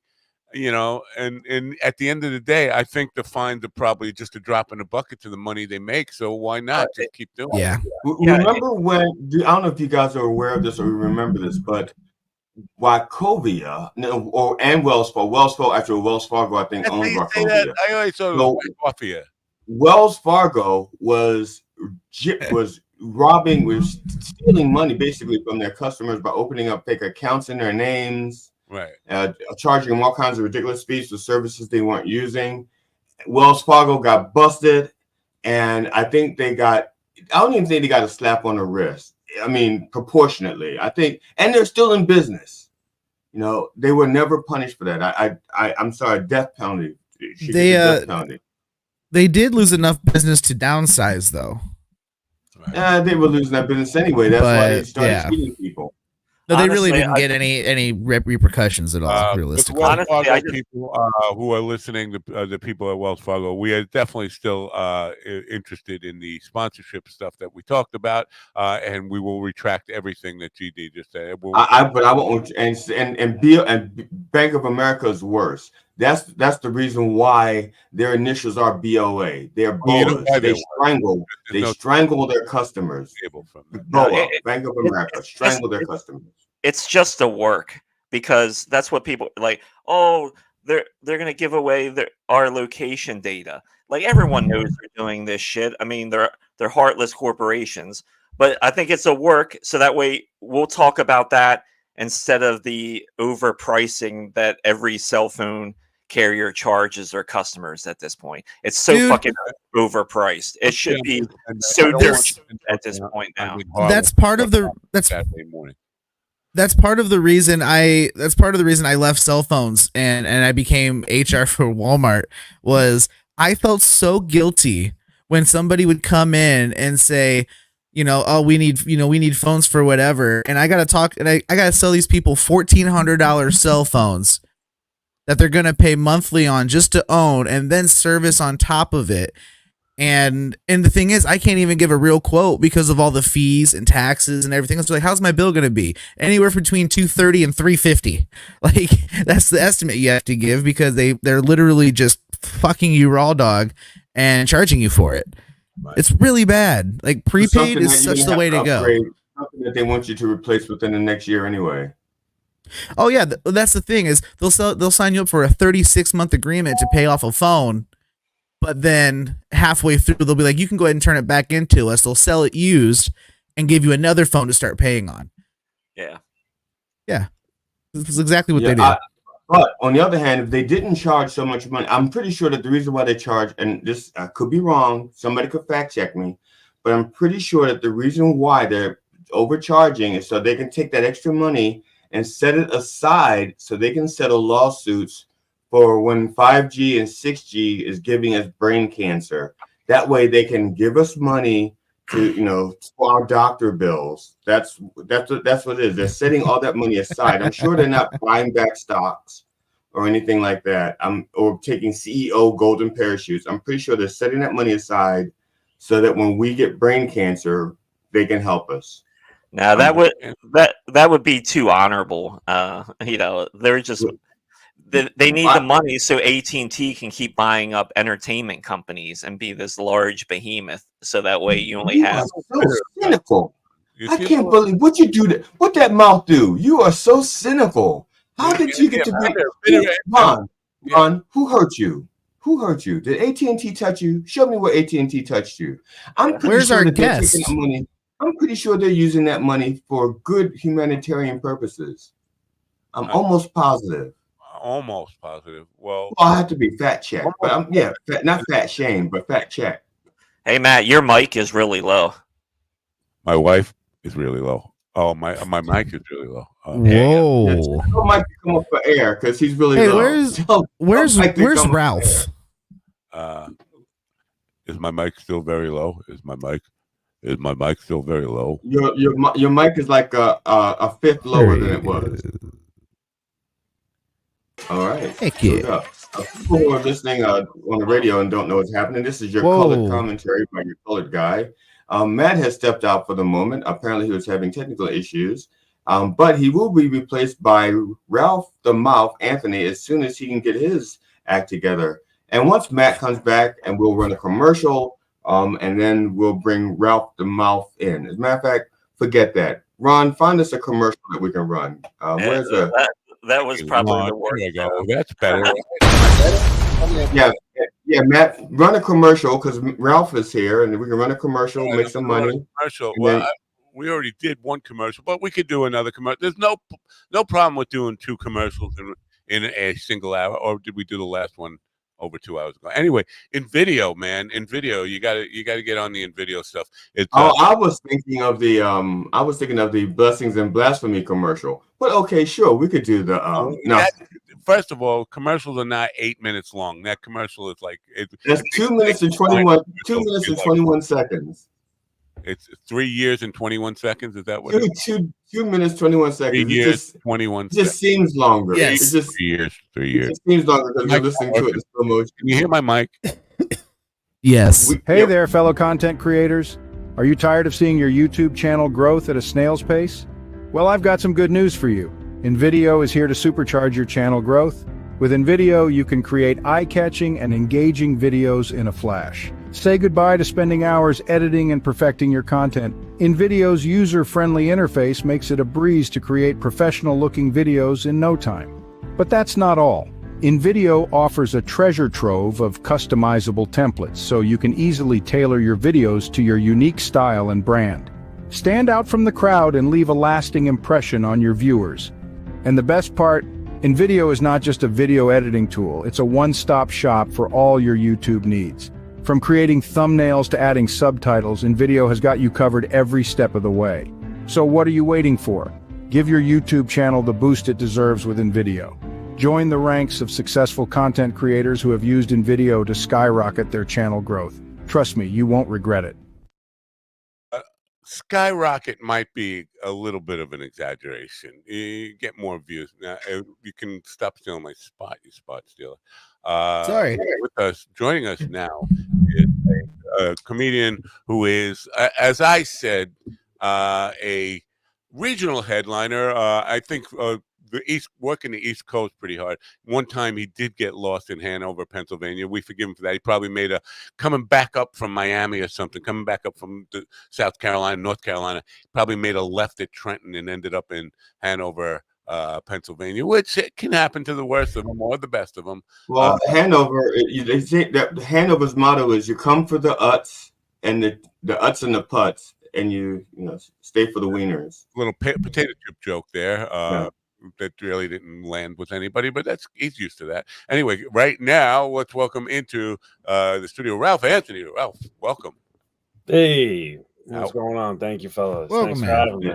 How are you? Now, you have met one of these gentlemen up here. Can you tell which one? Is it the black guy? Is it the guy in the wheelchair? Or is it the guy in the middle?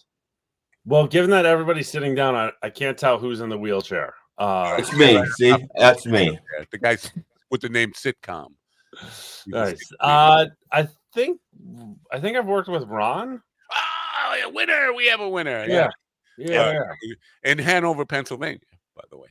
That's where that came from. I had no idea. So, Ralph, I just have a question real quick before we get. Is your background blurred or are my drugs kicking in? No, it's blurred. Okay. But also, yes. Yeah. The drugs are kicking in and the background is blurred. Ralph, very, very funny stuff that I've seen from you in video.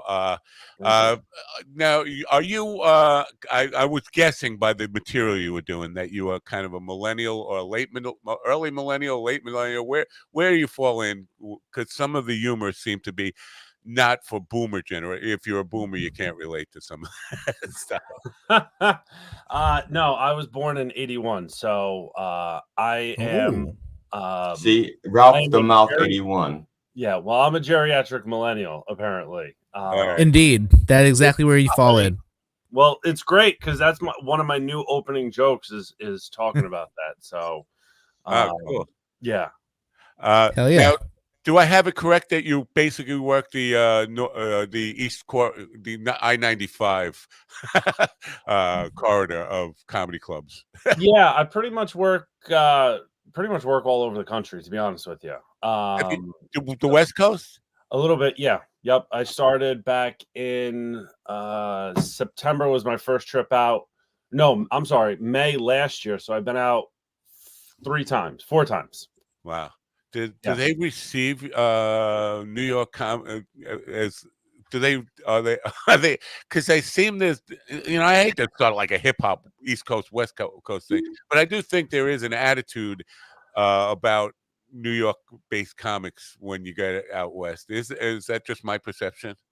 I think it's hit or miss. You just got to adapt to where you are, and it's kind of like with anything. You have to be like authentic, but you just got to know where you are. Like if it's a sensitive crowd, don't be a dick. Don't be too aggressive. But you can get that stuff here in New York. Yeah. So let me ask this: what's your strategy for feeling out the crowd?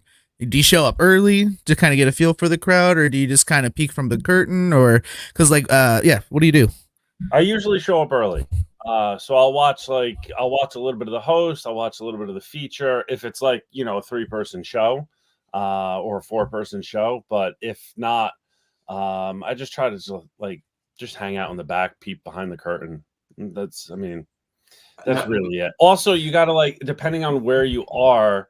Like if I'm on the road in like Portland or Medford or Seattle, if you're in like one of these smaller towns, go on Google, Google some stuff, find out what that area is like, and that way you can do it. And I hate to say it, but there are certain places where I've Googled who won this state in the presidential election. That will tell you a lot of your audience. Yeah. I have my question for you real quick, Ralph, is that you said don't be a dick. Exactly how do you do that and stay in comedy? I'm just curious. I'm having difficulty I have difficulty with that. So it's one of my specialties. Or be a host or a guest host or a co-host on a morning radio show. It's very difficult to not be a dick as well. So we're all eager to hear how to not be a dick.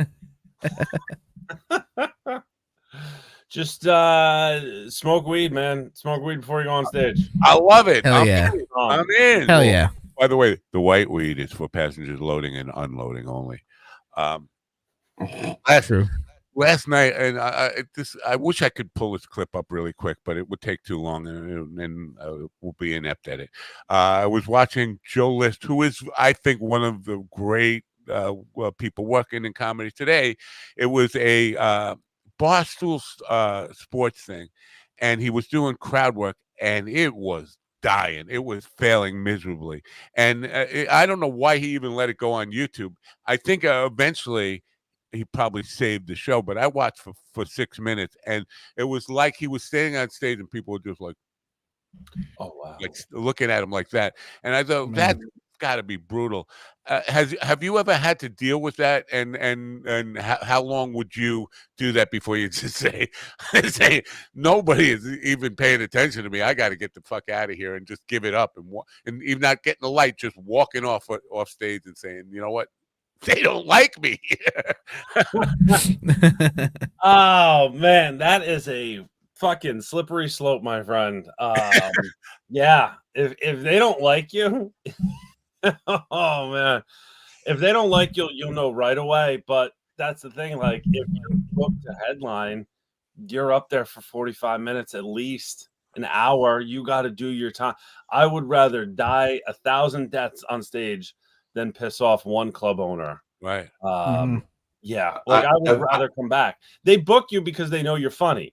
Right. So it's like it's not that they don't know who you are. So you just got to.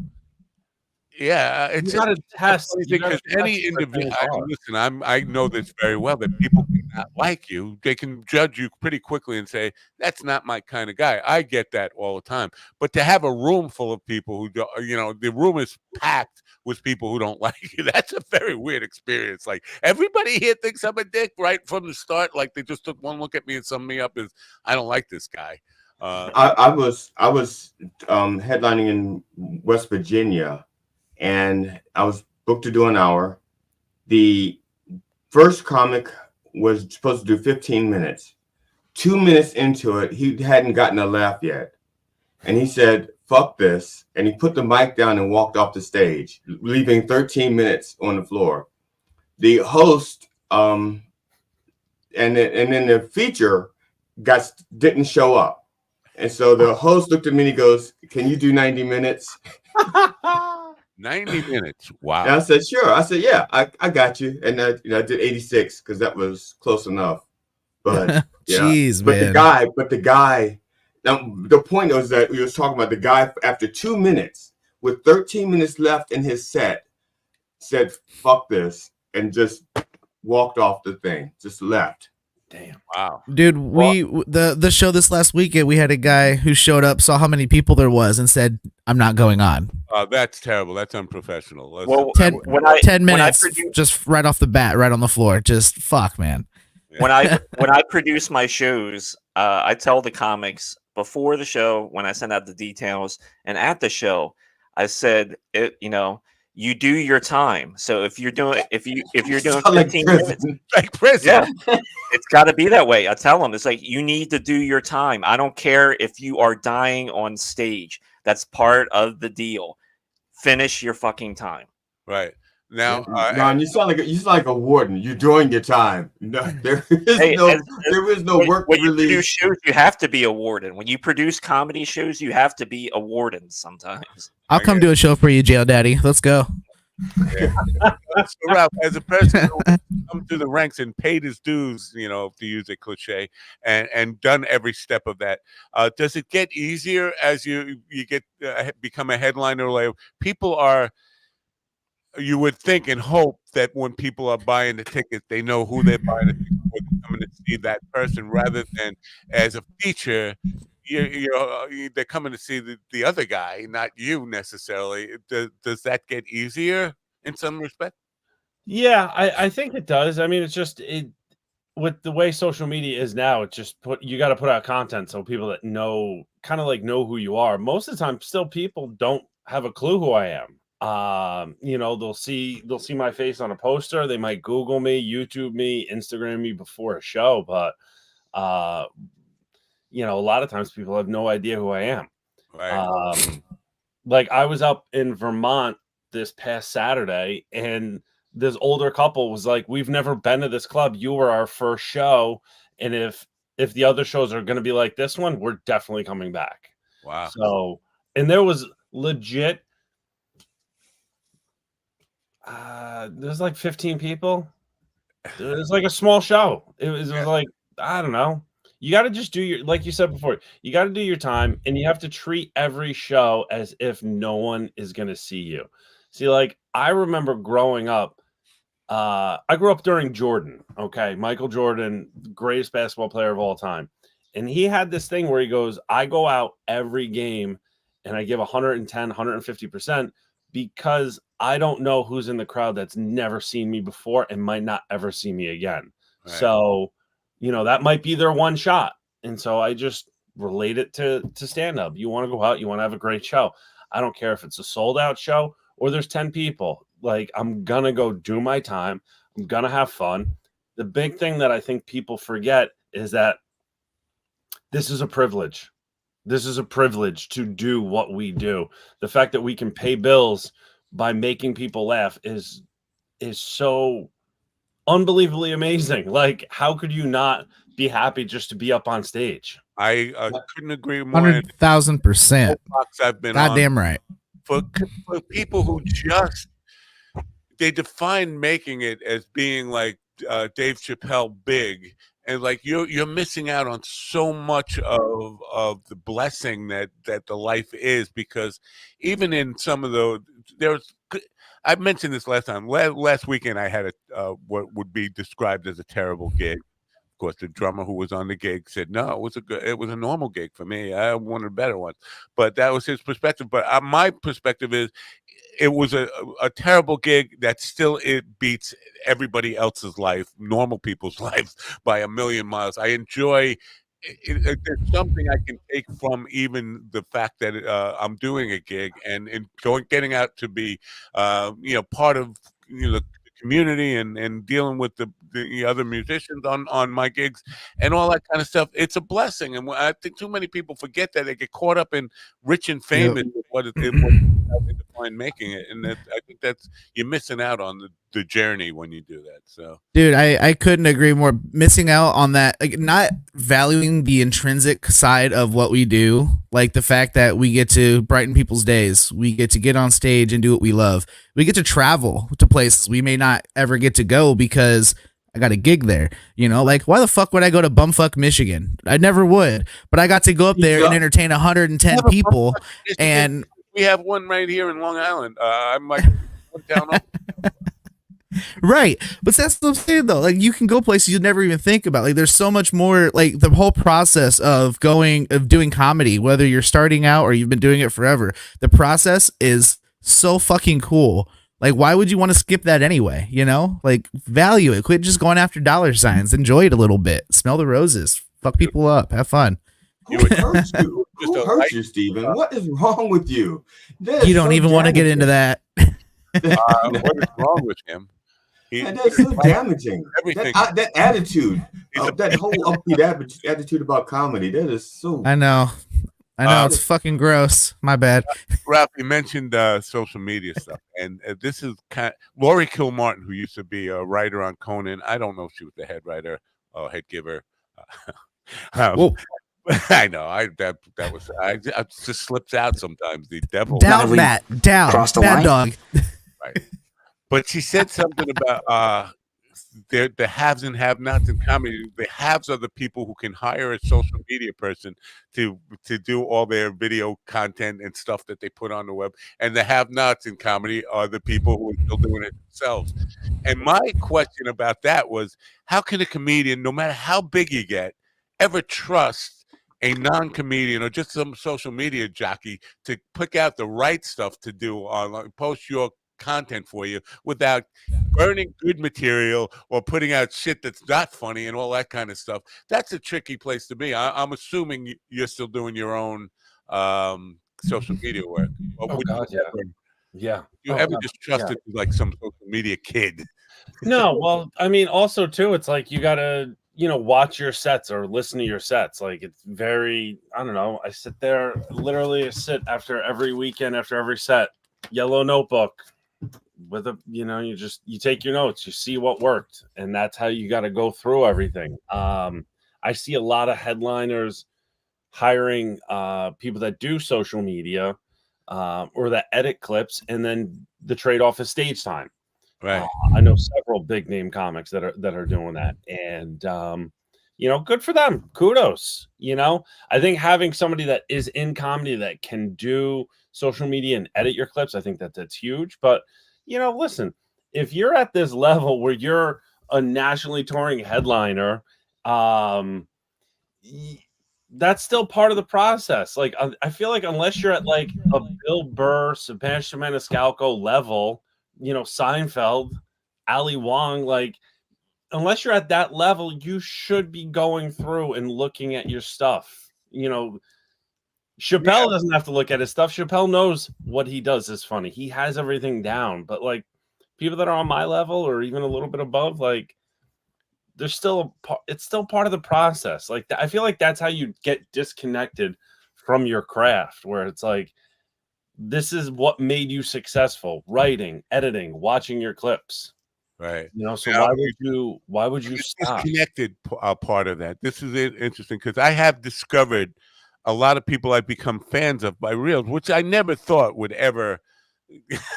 1 minute clip, all of a sudden I'm a fan. But I have found several people that way. But when I follow them, I'm wondering, do you pay attention to analytics and how your numbers are growing and who follows you and all that kind of stuff? Yeah, I do. Yeah, very good question. Yeah, no, I do.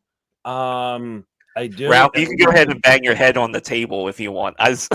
Yeah, no, there are times where I used to be psychotic about it. It would make my skin crawl because like you're putting out good clips and then you're at the mercy of the algorithm.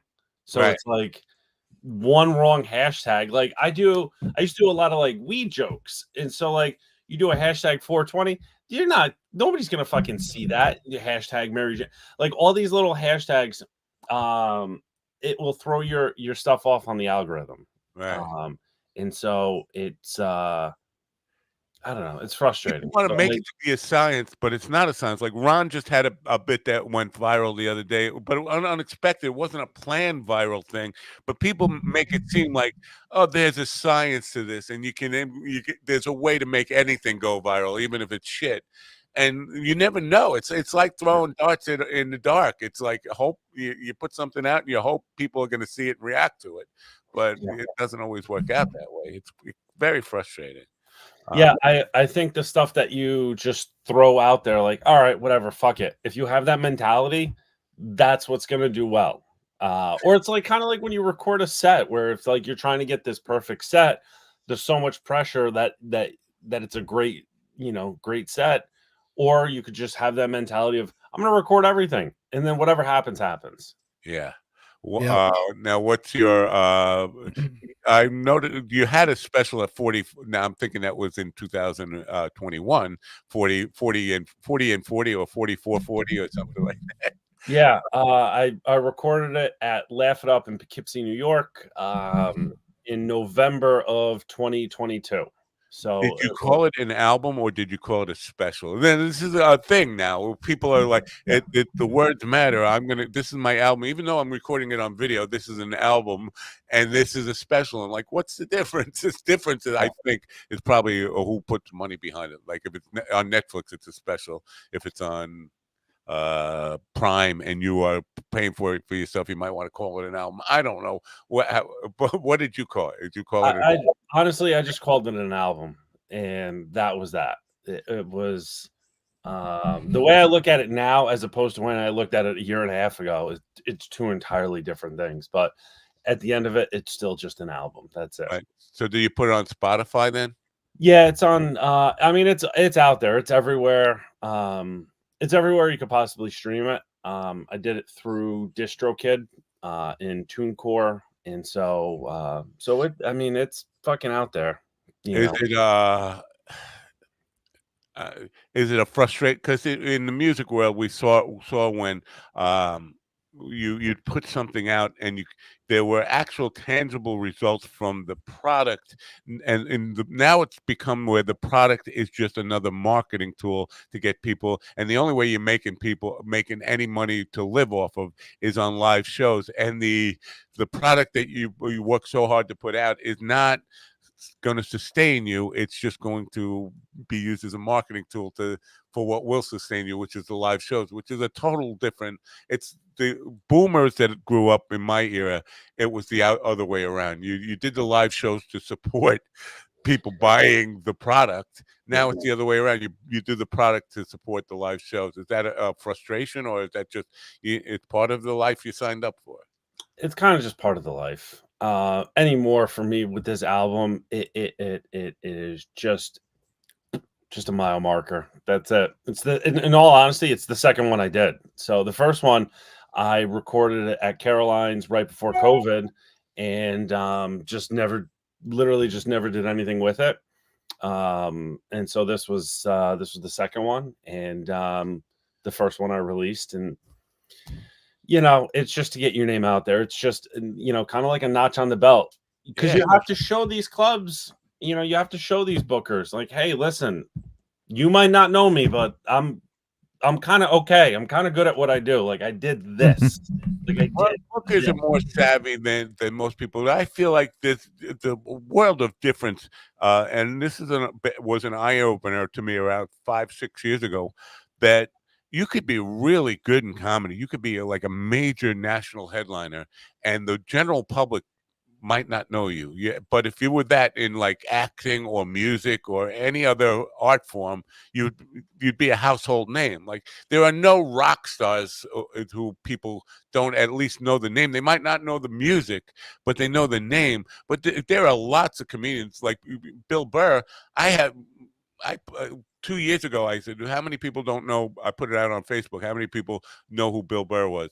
And the amount of people who just never heard of him. And I was like, you never heard of fucking Bill Burr? Like, where you been, under a rock? But I think in comedy, that's general. I mean, lots of stars are not known, not famous. Yeah. Yep. I mean, also, too, it's like with that same train of thought, it's like credits. When somebody goes to bring you up on stage, they're like, what are your credits? And just bring them up as your next comic. These fucking people don't know. Credits are for comics. Right. It's all one big circle jerk before we go up on stage. And like, who cares? Right. They want to know if you're funny. That's the thing. There was a story I heard years ago about a comic that was working over in London, and before he went to go up, he went to the host and was like, "Hey, do you want my credits?" And the guy was like, "Why do I want your credits? Like, we don't care what you did. We want to see what you're gonna do." Yes. And that's the whole point of it. I think. Yep. I think over here we get so consumed with titles and what have you done? And it's like, no, what are you doing right now? And Nate most of them, he has a story about Hannibal Buress didn't show up for the show, and he was the feature, and they had to do that spot. But then he had to bring up Louis C.K., and he was reading all the credits for Louis C.K., and Louis C.K. came up when he finally got to stage. He said, "Don't read all my fucking credits, man. They know who I am. They know who they're here to see. You don't have to do that." And Nate got hurt by that. But then Louis C.K. made a joke of him, like the whole show. He was like, what about that other guy? Like, you never heard of me. Who am I? I'm Louis C.K. But I think that was a good point. Like, CK was making a good point. You don't have to read all my credits. They know who they're here to see, or even if they don't really fucking care anyway. I mean, yeah, that's the biggest thing. No one cares really. The audience doesn't care. Like if you were on a TV show, they know. Other than that, they don't care. They just want you to be the funny man. That's it. Right.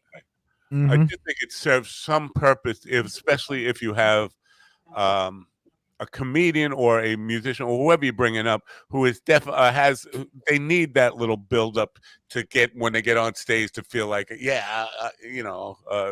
need that little extra security ego boost, like you're doing it for that one person. Yeah. Like, here's my next guest. G.D. Fenderson is best known for his hair. He's not known for anything. He's his hair. Terrible. People like to touch my hair.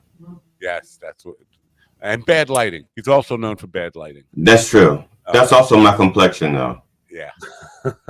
He got really loud. Now, Ralph, do you? Are you still at the point where you're booking yourself, and how much, if so, how much of your life does that take away, the business end of it? I mean, I'm still booking myself. Is it because? Are you just waiting for an agent to approach you, or you just don't want to pay an agent? Because I think there are, people don't know that this is actually, you can solicit agents to do the work for you and take some of that burden off you. A lot of people that just ignore that, but some people just don't want to pay an agent 25% or some of the ridiculous rates they want to charge. What is the reason you haven't? Well, I mean, I do have like a manager that I work with, but we talk more or less about the business side of things, and she's there for advice and really just helps me out. And eventually, there's some other things coming down the line that she has definitely helped me with, which is kind of cool. But most of the time, 90% of the stuff I book, and it's whatever. Again, it's going back to what I had said before. It's all part of the process. Yeah. It's like once you get to that next level, the appreciation comes from all the work that you did to it. So, like, if somebody had held your hand and spoon-fed you, you're not going to appreciate being at the next level because you don't know all the sweat and strain that went through it. Absolutely. I totally agree. Yeah, that's a big thing, man. Like I said, enjoying the process. Like it's a character builder. It's gonna make you appreciate what you do get from that hard work. Yeah, I literally. Oh, sorry. No, I was just gonna say I got a question for you. Since we're kind of talking about this, and you're doing your own booking, how do you feel about reaching out to a club and you ask them like, "Hey, can I perform an off night?" And they're like, "Well, you can, but you got to sell 200 tickets." When you don't have a name or anything like that. I mean, how do you feel about that? Good question. Yeah, that's kind of like an opportunity where you just have to like know where you're at. Swallow your pride. Yeah, of course. Would I love that opportunity to sell 200 seats on a fucking Tuesday night? Of course. But am I there? No, not at all. No. Yeah. You have as someone that's working, don't you find that frustrating also because if you're not a name, how are you going to move 200 tickets? And you don't really start moving tickets unless people see you. So it's it's just that weird balance of trying to. It's like trying to get your first credit card. In order for you to get credit, you have to have credit, but you can't get credit till you have credit. Yep. I'm doing that because you're right. Yeah. I do that when I agree with him, why I've never done it before. Yeah, I mean, you could go out and sell tickets before the show. I mean, you could bark for people to come in. You could give away free tickets. You could sponsor Instagram, Facebook ads, TikTok ads. You could literally take a section out in a newspaper or the online newspaper, Time Out. I went to school for artist management. And so even though it's a little dated, I still have kind of like a grasp on what to do. What's up? Did you take a student loan for that, or you paid? Oh yeah. I still have 18 grand left on those. How much of that is interest? And did you lose interest in paying it? Oh, honestly, for interest, I couldn't tell you. All I know is I got it down from just a little shy of 100 about 10 years ago. So I paid off like 85 grand in 10 So years. your original principal was what, $1,200 then? Yeah. We mentioned this earlier in the program. I paid off my student loans 40 in my mid 40s, and it took that long, 46 years old or something when I paid it off. It was a brutal experience. But if I can, because I have worked both sides of it, and there does seem to be for artists a misunderstanding of the business side of it. Because I've run clubs, I've managed clubs, and it's understand that if they open the doors, they have to staff it, and that means they have to pay for the overhead of the putting the people on, even if it's minimum wage waiters and waitresses and all that stuff. It's still an expense, and that's why there is this. Well, you're going to have to sell this many tickets now in places like Govs. And I know they don't do this, but they could do this. They have this smaller room, the giggle room, which they can say, we're just going to open up the little room that night. We're going to put on a minimal staff. But all of that, it requires communication behind the first, well, you're going to have to sell 200 tickets.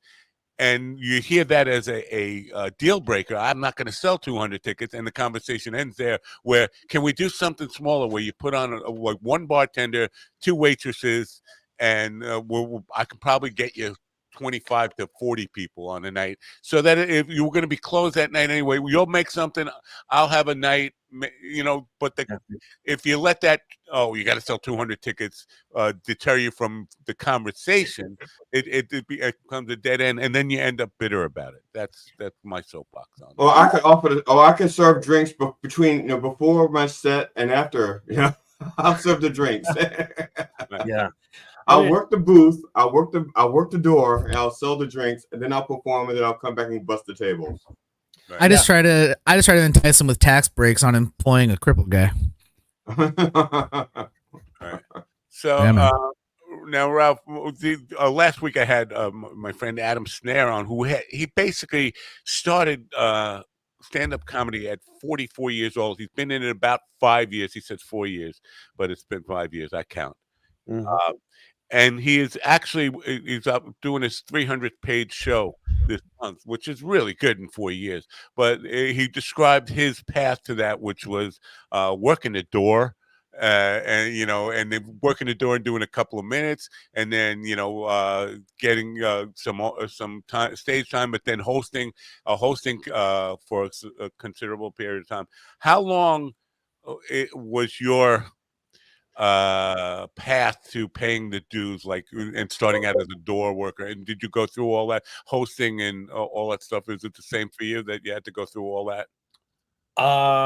Yeah, I think being in the city makes it so much harder, to be honest with you. I'm not disregarding anybody else's journey, but like in New York, you're fighting for spots with 2,000-3,000 other comics.